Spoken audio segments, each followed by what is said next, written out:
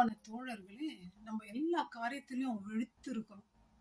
பொண்ணு வேலை என்ன, டிரைவிங் பண்ணும்போது எப்படி கேர்ஃபுல்லா போணும், கண்ண வாங்காம டிரைவ் பண்றோம். எத்தனை மணிக்கணக்கான காலம். அது மாத்திரம் இல்ல, வெள்ளம் வருது, புயல் வருது, பனி வருதுன்னா, முன்னாடியே ஓடி போய் நம்ம என்னென்ன வாங்கணுமோ, எங்க தங்கணுமோ அதெல்லாம் உஷாரா பண்றோம். ஆனா இயேசு கிறிஸ்து பைபிள்ல என்ன சொல்றார்? விழித்திருங்கள். ஏன் விழித்திருக்க சொல்றாரு? நான் திருடனைப் போல வருவேன். ஆகவே நீங்கள் விழித்திருக்கணும்.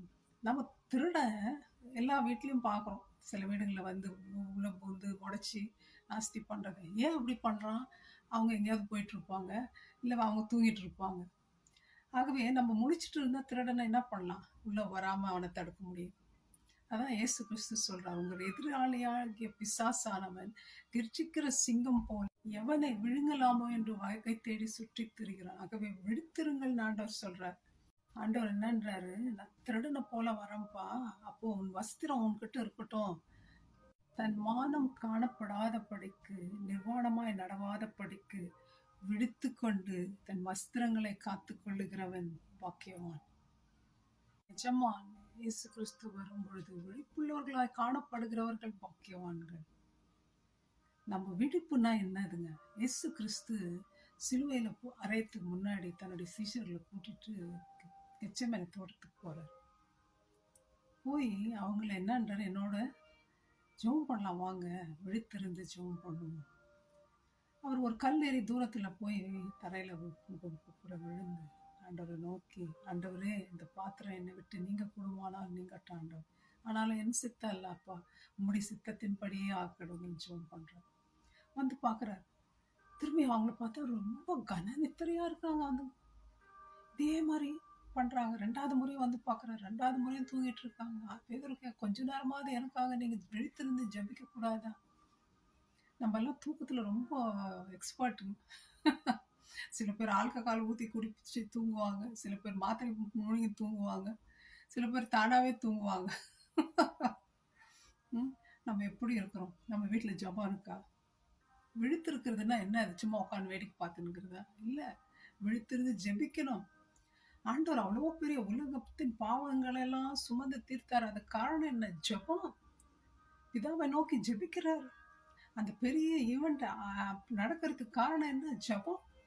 சீஷர்கள் எல்லாம் இயேசுவை விட்டு ஓடி போனாங்க, மறுதளித்தாங்க, முதுக காட்டினாங்க. என்ன, எது காரணம்? ஜெபிக்கல. அவங்க தூங்கினுக்கு இருந்தாங்க.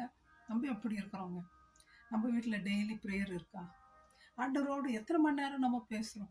8 மணி நேரம் 6 மணி நேரம் தூங்குறோம் ஒரு நாளைக்கு. எத்தனை மணி நேரங்க இயேசுவோடு பேசுறோம் ஜெபத்துல? விழித்திருக்கிறோமா? நம்ம ஜெபம்னா நிறைய பேருக்கு தூக்கங்க. கண்ணை திறக்கவே முடியாது. அது என்ன மாத்திரை போட்டு தூக்கம் வருமோ தெரியாது. ஜபிக்கும் போது அப்படியே தூங்கிட்டு இருப்பாங்க. ஆகவே சகோதரர்களே, நம்ம விழித்திருந்து சகோதர போல நம்பிக்கையில விசுவாசத்துல இருக்கணும்னு ஏசப்பா சொல்றாரு. அவர் ஜெபித்த பொழுது ரத்தத்தின் பெருத்துளிகளாய் வேர்வை வந்துச்சுன்னு பார்க்கணும். தேவ தூதன் அவரை தேற்றதை பார்க்கணும். நம்ம ஜெபிக்கும் பொழுது இயேசுநாதன் நம்மளை தேற்றுவார். என்ன கஷ்டம், என்ன கவலை எது இருந்தாலும் நம்ம என்ன பண்ணணும்? விழித்திருந்து ஆண்டவரோடு பேச கத்துக்கணும். அது தாங்க நமக்கு வெற்றி கொடுக்கும் உலகத்துல. அதனாலதான் இயேசு கிறிஸ்து இந்த உலகத்துல விழித்திருந்து அவருக்கு வாழ்க்கை ஃபுல்லா ஜெபித்ததுனால தான் பாவம் செய்தவங்களை கூட இனி பாவம் செய்யாதேன்னு சொன்னார். அவர் வாழ்க்கையிலே பாவமே இல்லைங்க.